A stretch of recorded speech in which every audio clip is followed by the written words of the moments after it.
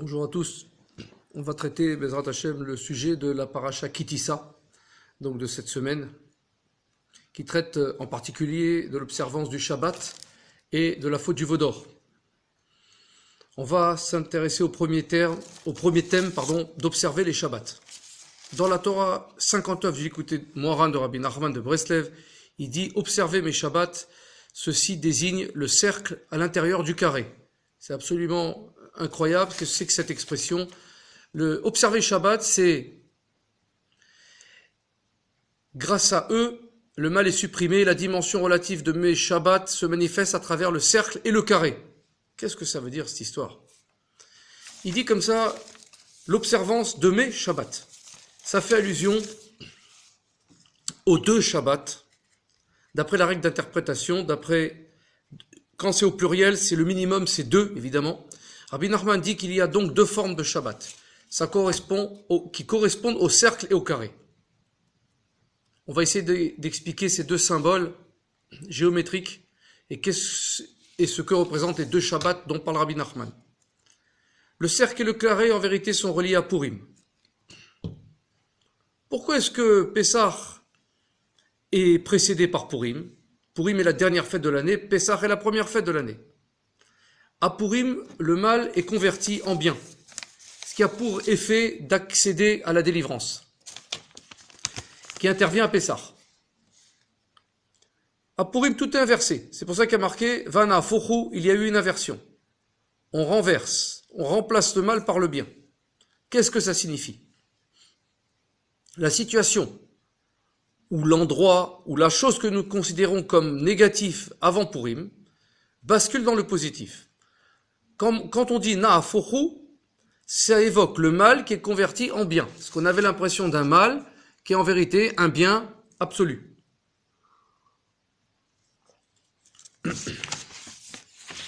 Le grand miracle a eu lieu à Purim. À l'époque de quoi? À l'époque de Mordechai et Esther.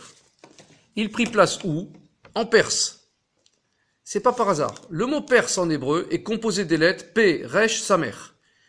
Si on remplace la lettre Samer de forme ronde, la lettre Samer c'est un rond parfait, par son équivalent en forme carrée, donc c'est le même, hein, vous le connaissez le même final, on obtient le mot Purim. De Perse, on a P, Resh, Mem, ça fait Purim. Il est intéressant de remarquer que dans l'écriture de Rashi d'ailleurs, le même final, de forme carrée, est écrit comme un samer. Ainsi, il y a une substitution entre le même final et le samer. La lettre samer désigne ce qu'on appelle aujourd'hui le mal. Ce qui est rond, qu'est-ce que c'est? C'est le serpent qui se mord la queue.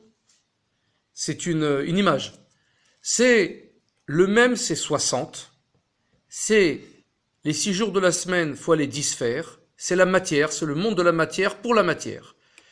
Le samer, c'est la matière pour la matière, c'est-à-dire quoi? C'est les choses fixées, les règles fixées. Par contre, le même final correspond au bien. Le même, c'est 40 dans les guématriotes, c'est 4 fois 10, c'est les 4 mondes que Hachem a créés, Asiya, Yetzia, Bria et Atzilut, qui contiennent les 10 sphères, les 10 sphirotes que l'on doit travailler. C'est donc la spiritualité parfaite.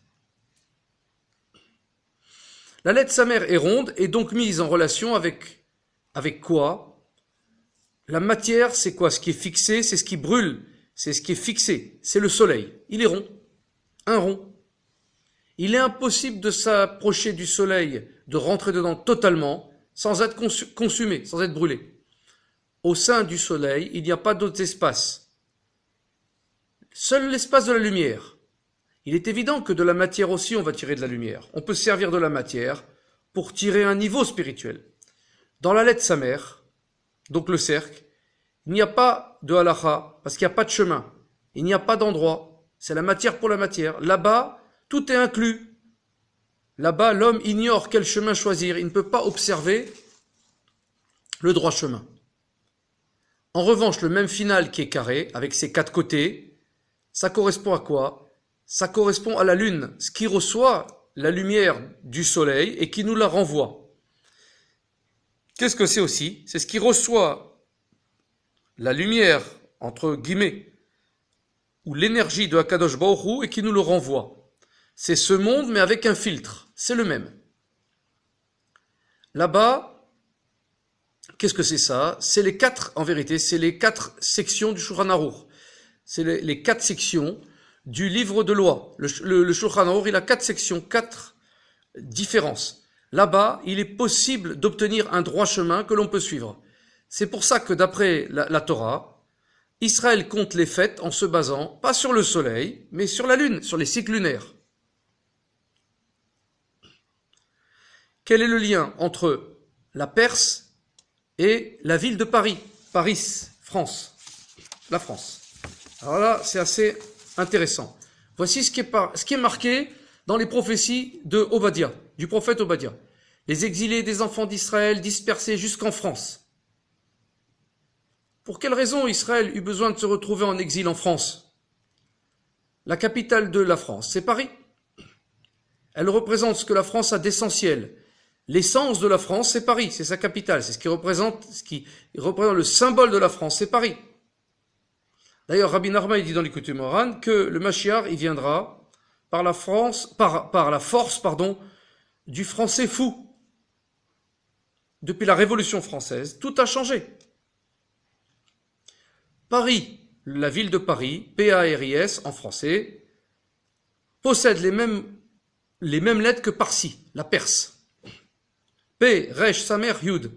Paris, P, Resh, Yud, Samer. Parsi, c'est P, Resh, Samer, Yud. C'est donc très proche, les noms sont pratiquement les mêmes. Israël se retrouve donc en exil en France, afin de faire de Paris un Purim. Autrement dit, on doit inverser les forces de Paris en le transformant en Purim. Entre parenthèses, le Rabbi de Lubavitch, il a dit que les forces de la Toum'a, de la force du Nachash, de la force du dévergondage sexuel viennent de la France, viennent de Paris. Les forces du meurtre viennent de Moscou. Les forces du vol viennent de New York, l'argent. Qu'est-ce que ça veut dire? Autrement dit, Paris serait le fondamental de la force sexuelle, de la pulsion sexuelle. C'est pour ça qu'il y a les habits, les parfums, les femmes, la forme des femmes, les images, ça vient de la France. La pulsion vient de la France. Le monde entier le sait. Le monde entier vient en France pour ça. Nous devons convertir Paris en Purim. Qu'est-ce que ça veut dire? Ça revient à convertir la lettre Samer en même finale. Puisque le Samer, on l'a expliqué au début, il est rond, il ressemble au même final, qui est aussi fermé, c'est un carré fermé. Du rond, on en fait un carré. Qu'est-ce que ça signifie? Ça signifie qu'il s'agit de transformer en vérité les désirs, les pulsions, en émouna, en foi. Transformer le cercle en carré. Ce carré qui est obtenu en relation avec le trône de Akadosh Baruch Hu. D'ailleurs, Rabbi Nachman disait que le verre du Kiddush, il doit être rond, bien sûr c'est un verre rond, la base, le verre en lui-même il est rond, mais que la base doit être carrée, pour faire entrer le rond dans un carré. C'est toute une symbolique, mais c'est un travail en vérité. Quel est le lien entre le roi David, le cercle et le carré? Il est rapporté dans la Gemara, le Talmud de Brachot 3a, que le roi David dormait très peu, comme le faisait un cheval. Nos maîtres nous disent que le cheval, il fait 60 cycles de respiration, 60 respirations, puis il se réveille. Donc ça fait une minute et quelques. Quel lien peut-on établir entre David et le cheval? Le mot cheval en hébreu c'est sous. Il s'écrit Samer, Vav Samer. Il se lit à droite, de droite à gauche et de gauche à droite, à l'endroit et à l'envers. Le cheval, c'est la symbolique de la Ga'ava. La Ga'ava, c'est quoi? L'égocentrisme. D'ailleurs, la Torah, elle dit qu'un roi ne doit pas avoir beaucoup de chevaux. C'est une règle de Horaïta. Alors, David, lui, par contre, il s'écrit Dalet, Vav, Dalet. Il se lit aussi à droite et à l'envers. Et il est l'archétype, parce que sa guématrie a fait Yad, 14, la main, il est l'archétype du Malchut. Malchut, c'est la royauté, justement, et c'est lui qui a composé tous les Teilim, toutes nos prières, toutes les prières que l'on fait tous les jours, sont à la base des Teilim, des poésies, des poèmes spirituels que David Ameller a reçus par Roi HaKodesh, par Esprit Saint, de Dieu lui-même. Revenons au cheval. Le cheval s'écrit Sous. Il est entièrement connecté au cercle. C'est une matière fermée. Le vav au milieu, c'est la matière, c'est 6. 60, 6 et 60. C'est une matière enfermée, complètement. Or, le sommeil de cet animal est aussi de 60 respirations, comme la valeur numérique de la lettre Samer, qui a la forme d'un cercle. David, lui, par contre, qui représente le même, qui est la parfaite élévation, les 4 mondes avec les 10 sphirotes, il est rentré dans la spiritualité totale. Lui, il a converti, puisqu'il s'écrit Dalet, Vav, Dalet, 4, 6, 4, il a converti le cercle en carré, en état spirituel total. Qu'est-ce que ça veut dire? Le nombre 4 est donc relié au carré par ses 4 côtés, alors que la lettre Samer présente une forme circulaire. Qu'est-ce qu'il a fait David Ameller? Il a inversé le cercle Samer, il a rendu Dalet même d'abord et Dalet ouvert. Et grâce à ça, c'est à cause de ça qu'il est le roi d'Israël, parce que lui, il voyait tout spirituellement, il ne s'arrêtait jamais à la matière pour s'enfermer dedans. Il s'en servait pour Hachem. C'est pour ça qu'il a voulu construire le temple d'ailleurs. Il a voulu matérialiser. C'est lui qui a eu l'idée, mais c'est Shlomo qui l'a construite. Ainsi, avant la création du monde, seule la dimension du cercle existait. La terre était ronde, elle était recouverte d'eau, c'était un cercle. C'était l'aspect du soleil, mais sans lumière. C'était une lettre Samer. Elle ne comportait pas de mesure, de midot, de qualité, d'attributs. Et il n'y avait rien, il n'y avait que l'ego, la matière pour la matière, le cercle. Lorsque nous œuvrons avec les midot, lorsqu'on construit nos qualités, quand on rectifie nos comportements, on aboutit à la dimension du même final, qui est carré. C'est-à-dire que quoi?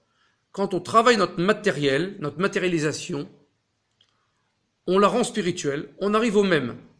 Au même, c'est le 40, c'est la spiritualité totale. On possède des mesures, des limites, on se limite, on limite nos pulsions.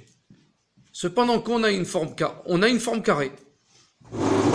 On obtient aussi un cercle, mais un cercle qui possède les propriétés d'un carré.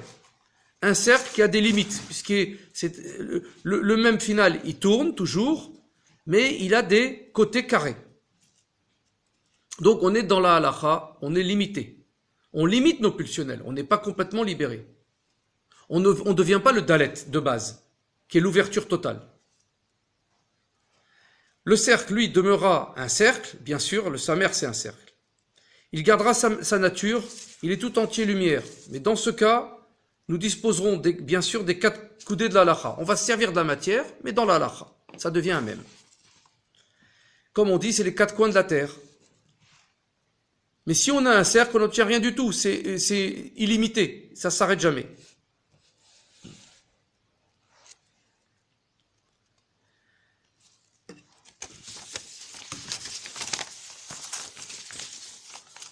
On va rentrer maintenant dans le thème de l'eau. Ce qu'on vient dire, en vérité, est relié au terme de l'eau. Au commencement, le monde entier n'était que de l'eau. Dans l'eau, il n'existe pas d'endroit individualisé. C'est un rond total.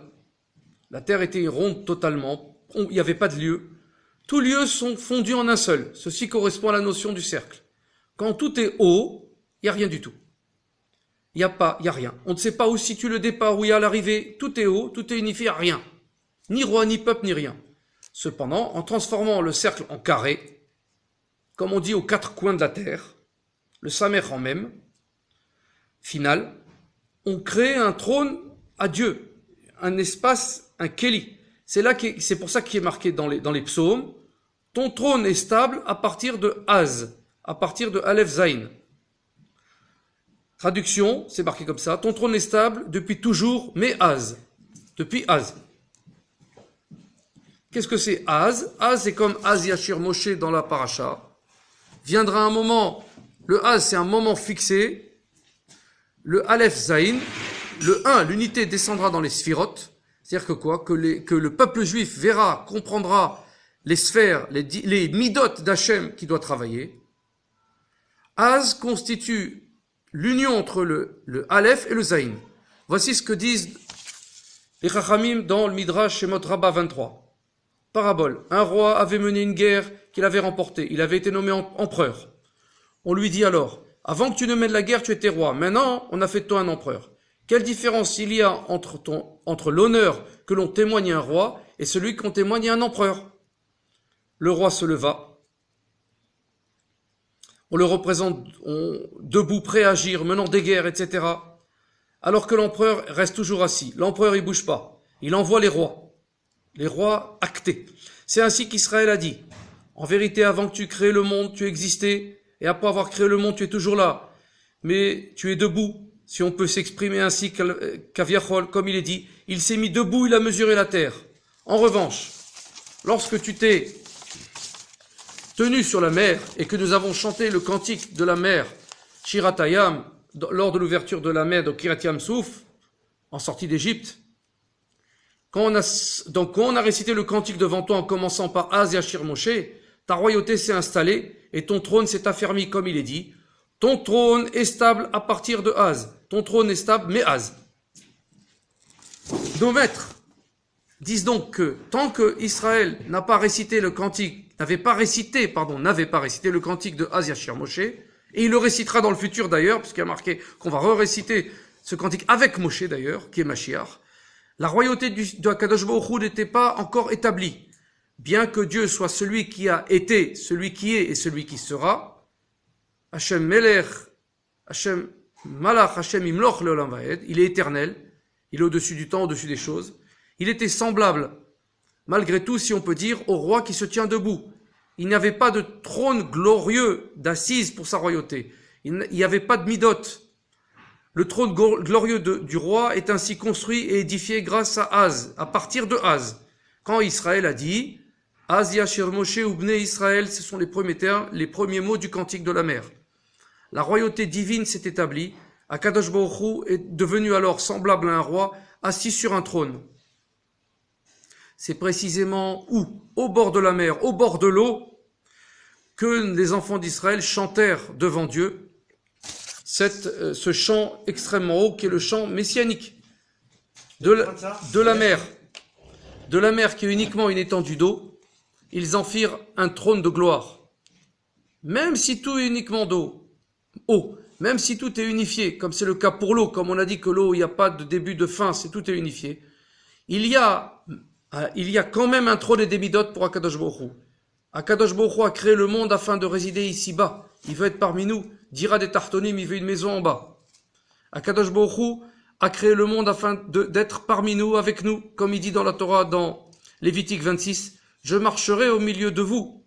En quelque sorte, il veut se déplacer, être ici parmi nous dans le monde, être comme l'un d'entre nous, avec nous. Il joue à cache-cache avec le monde et nous, il faut qu'on le retrouve, qu'on le trouve à travers ce jeu. C'est ce que déclare le verset « Observez mes Shabbats ». Revenons donc à la paracha qui dit ça. On doit veiller au lien entre l'union entre les deux Shabbatot. Qu'est-ce que c'est ces Shabbatot? Il existe en effet un Shabbat qui relève du cercle et un autre qui relève du carré. Le Shabbat, il y a des halachot. Des halachot, il y a des limites. On ne doit pas porter, on ne doit pas allumer la lumière, créer du feu, etc. Il y a donc des limites. Un certain nombre de choses que l'on doit respecter et qu'il est interdit de réaliser. Alors qu'il y a d'autres choses qui sont permises, bien sûr, d'accomplir, de manger, de préparer le repas, etc. Ça correspond au carré. Toutefois, le Shabbat présente aussi les aspects du cercle. À ce niveau, il n'y a ni limite ni règle. Il y a uniquement le monde du taranouk, du plaisir spirituel. C'est pour ça que le prophète Yeshaya, Isaïe, déclare « Tu appelleras le Shabbat délice, et karata le Shabbat oneg ». Le Shabbat constitue un plaisir parfait. Le simple fait de ressentir le délice du Shabbat permet déjà à la personne d'expérimenter le Shabbat. Le plaisir du Shabbat, c'est déjà une expérience du Shabbat. Mais il existe une autre dimension du Shabbat, celle des halachot, des lois du Shabbat. On doit veiller à observer les deux niveaux du Shabbat. Le délice qui est rond et le Shabbat, les règles du Shabbat qui sont le carré. Il faut faire l'union entre le samer et le même. Mettre le samer dans le même. Mettre notre délice dans des règles. Veiller donc à l'union entre les deux. Se rappeler qu'il existe deux aspects au sein du Shabbat. Le Shabbat des halachot et le Shabbat du plaisir. Ces deux Shabbatot se trouvent en fait dans toute chose dans le monde. Dans toute action entreprise par l'homme. Il faut du plaisir, mais il faut les relier à Kadosh Baruch Hu. Il y a des règles. On vole pas, on ment pas, etc. Et à travers ça, on a du plaisir. C'est pour ça que l'homme doit toujours chercher comment voir toutes ces choses. Il faut chercher, est-ce que je suis dans les règles de l'halakha maintenant? C'est ça, Rabbi Nachman, ce qu'il explique de mettre le rond dans le carré. Est-ce que je suis toujours dans les règles de la Torah? Tout ce qu'on fait, c'est Torah en vérité. Parce que tout ce qu'on fait en rapport avec la Torah, notre comportement, notre façon de parler, nos agissements, nos actes. En effet, même si on a l'impression d'avoir accompli un acte qui sort du cadre de la limite de l'halakha, il nous faut chercher également là-bas un point positif, une nekuda tova, autrement dit, la dimension du second Shabbat. Comment j'ai fait pour élever cet instant, élever la chose? Le Shabbat du plaisir qui relève du cercle, le mettre dans le carré, qui est la loi, qui est la halakha. Grâce au fait de croire que cela aussi relève du Shabbat, que même mon plaisir, il a un rapport avec le Shabbat, c'est-à-dire le spirituel. Shabbat, la shevet, avoir une assise, ça veut dire assise mentale, rester dans Akadosh Baruch Hu. On introduit alors la notion ici de la foi, de la Emouna. Tout est converti, nous convertissons alors tous nos désirs en foi. On convertit Paris en Purim, Parsi, la Perse en Purim, le dévergondage en plaisir pour Akadosh Baruch Hu, élever les choses, en d'autres termes, à partir des envies, les envies en quelque chose de sacré. Les envies sont le cercle, quelque chose de sacré qui est le même, le 40, uniquement pour Dieu. Bezrat Hashem, puissions-nous nous sortir de toutes les situations grâce à l'étude de la Torah, la Tfila et la Tzedaka. Baruch Adonai l'Olam, Amen ve Amen.